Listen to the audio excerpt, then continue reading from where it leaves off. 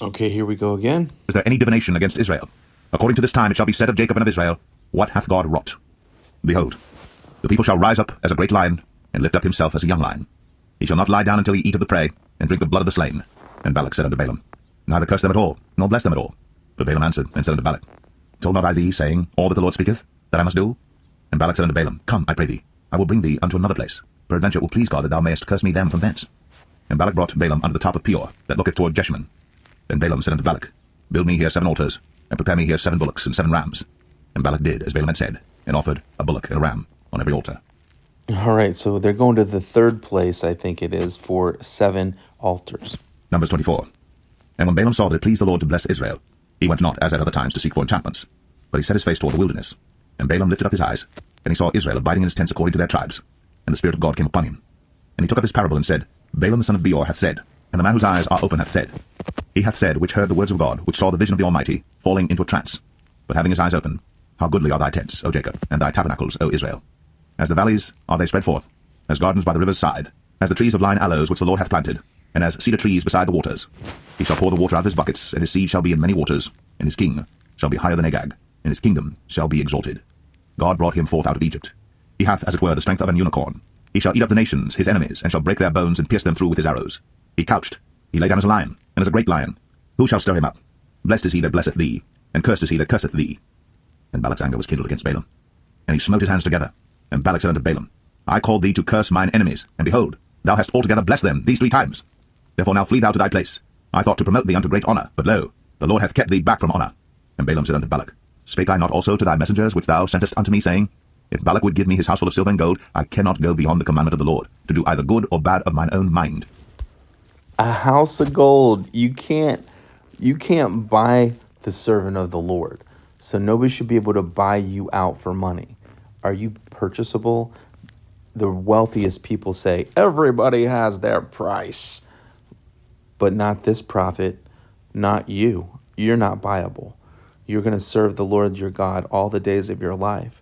And you're going to walk with God like Enoch. And hopefully just be no more because the Lord took you. That's the life I'm living. I don't know what you're planning on, but I would invite you to consider aligning with the supernatural. He made you to be supernatural as the third temple that he lives in.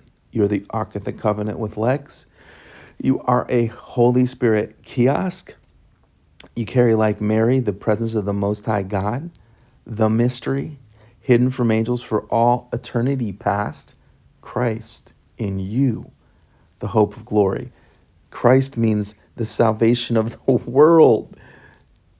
In you, the hope of glory. So you carry the hope of glory, salvation. You carry salvation in you. Give it away, give it away, give it away, give it away every single day.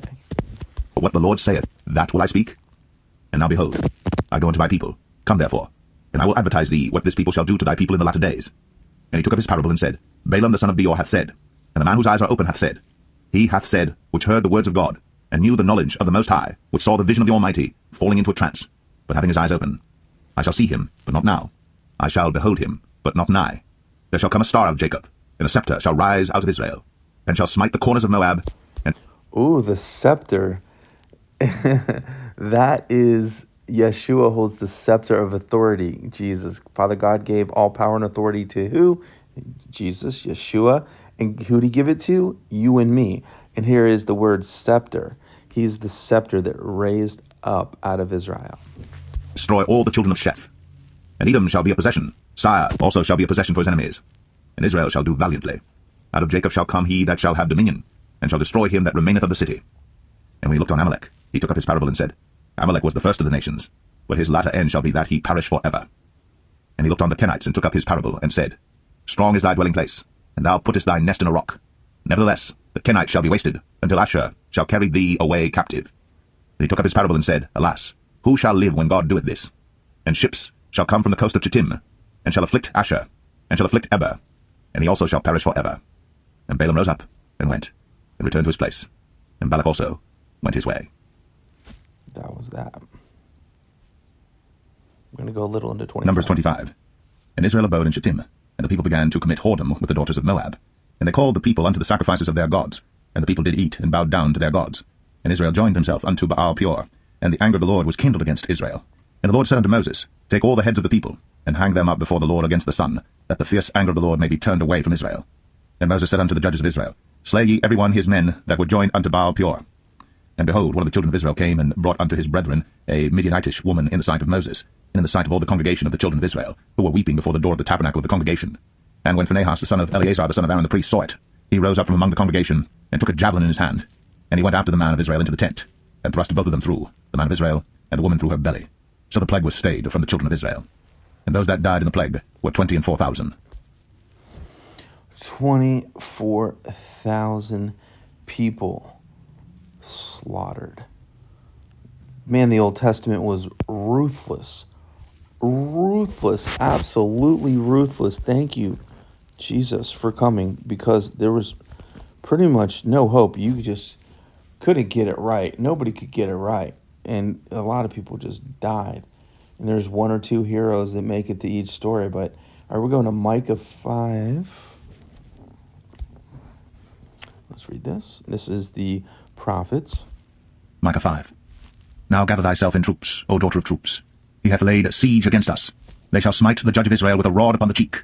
But thou, Bethlehem Ephratah, though thou be little among the thousands of Judah, yet out of thee shall he come forth unto me that is to be ruler in Israel, whose goings forth have been from of old, from everlasting. Therefore will he give them up until the time that she which travaileth hath brought forth. Then the remnant of his brethren shall return unto the children of Israel. And he shall stand and feed in the strength of the Lord, in the majesty of the name of the Lord his God. And they shall abide, for now shall he be great unto the ends of the earth. And this man shall be the peace. When the Assyrian shall come into our land, and when he shall tread in our palaces, then shall we raise against him 7 shepherds and 8 principal men.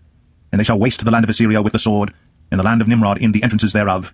Thus shall he deliver us from the Assyrian, when he cometh into our land, and when he treadeth within our borders. And the remnant of Jacob shall be in the midst of many people, as a dew from the Lord, as the showers upon the grass, that tarrieth not for man, nor waiteth for the sons of men. And the remnant of Jacob shall be among the Gentiles in the midst of many people, as a lion among the beasts of the forest, as a young lion among the flocks of sheep, who, if he go through, both treadeth down, and teareth in pieces, and none can deliver. Thine hand shall be lifted up upon thine adversaries, and all thine enemies shall be cut off.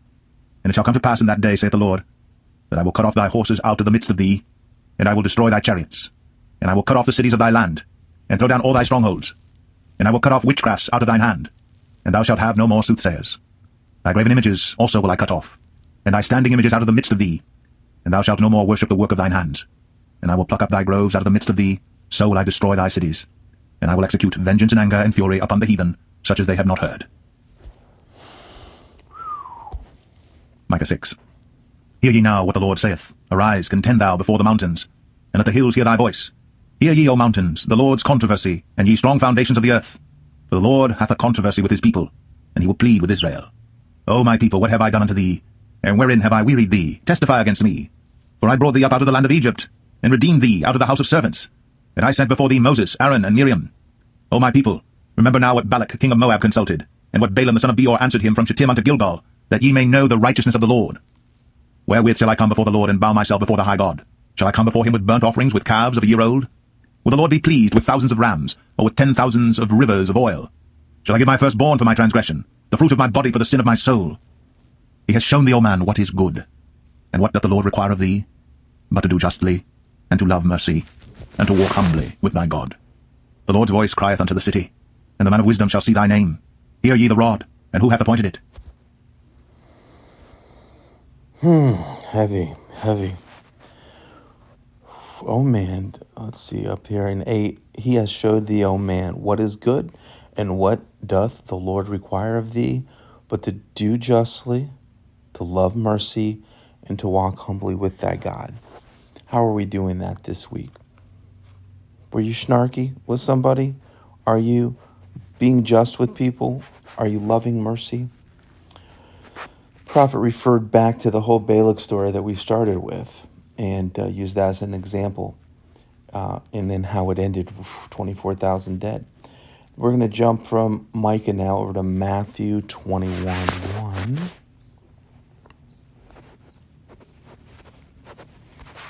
Matthew 21. And when they drew nigh unto Jerusalem, and were come to Bethphage, unto the Mount of Olives, then sent Jesus 2 disciples, saying unto them, Go into the village over against you, and straightway ye shall find an ass tied, and a colt with her. Loose them, and bring them unto me. And if any man say aught unto you, ye shall say, The Lord hath need of them, and straightway he will send them. All this was done, that it might be fulfilled which was spoken by the prophet, saying, Tell ye the daughter of Zion, Behold, thy king cometh unto thee meek, and sitting upon an ass, and a coat, the foal of an ass. And the disciples went and did as Jesus commanded them, and brought the ass, and the coat, and put on them their clothes. Wow, so we've got the whole opening story of Balaam, the prophet, not doing the will of the Lord, seated on an ass, which is a sign of, coming in peace. And then now we have the real deal Holyfield just totally taking that image of riding on a donkey, common in that time. Maybe that was like, your vehicle. And here's Jesus doing it the right way, Yeshua. And they set him thereon. And a very great multitude spread their garments in the way. Others cut down branches from the trees, and strawed them in the way. And the multitudes that went before, and that followed, cried, saying, Hosanna to the Son of David! Blessed is he that cometh in the name of the Lord! Hosanna in the highest! And when he was come into Jerusalem, all the city was moved, saying, Who is this? And the multitude said, This is Jesus, the prophet of Nazareth of Galilee. And Jesus went into the temple of God, and cast out all them that sold and bought. Okay, so we're just going to the 111 basically for this week as we reflect here. So wow, in Numbers 22, we heard the Balak story. Balak wants Balaam, the prophet, to curse the people of Israel. Every single time he says, even for a house full of gold, that's a lot of gold. I can't do it. And he says, but try it on this mountaintop, number 1. Then try it on this mountaintop, number 2, with 7 altars and all the sacrifice. Try it on mountaintop number 3. And then he finally gives up. But, just because you are someone that knows God and hears God, the evil tries to get you to defile yourself, to curse people. And in the story of Balak, I don't know if we got to it today, but at the end he says, I can't curse them, but I can tell you how to trick them. There is one way to get them to defile themselves. So let's not defile ourselves. Let's not slip. Whatever the Lord's working on you with, whether you eat bacon at your Wendy's drive-thru and you're going to stop ham. I've hung out with some Hebrew roots groups, and some of them are real strict on the eating. Some people are real set on Hebrews. There's only 3 things that we have to do. And they said basically you don't need to fulfill all the law and hold on to it. You can if you want to, but don't put that on the Gentiles, all that heaviness of the Old Testament. Jesus came because there was a better covenant, and it's a better priesthood, and a better set of promises. Because you can see how heavy this was, and people were killed and slaughtered. And so Jesus' blood cleanses us and justifies us, not because we're righteous, but because he loves us. And he told the Father, I have not lost one, no, not one, that you have given me. So even those people, saying they can sell their soul to the devil, I don't even think you have that authority, honestly.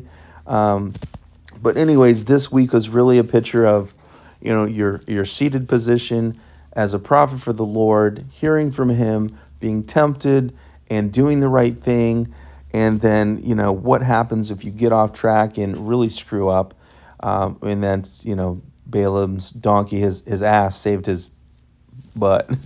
So it was a very interesting week. There's a lot of 7s in there, 7 altars. There were 7 thises and 7 that. So a lot of themes. I'd like to see some of you guys commenting. If you can type into the Facebook, I'd like to hear what your thoughts were.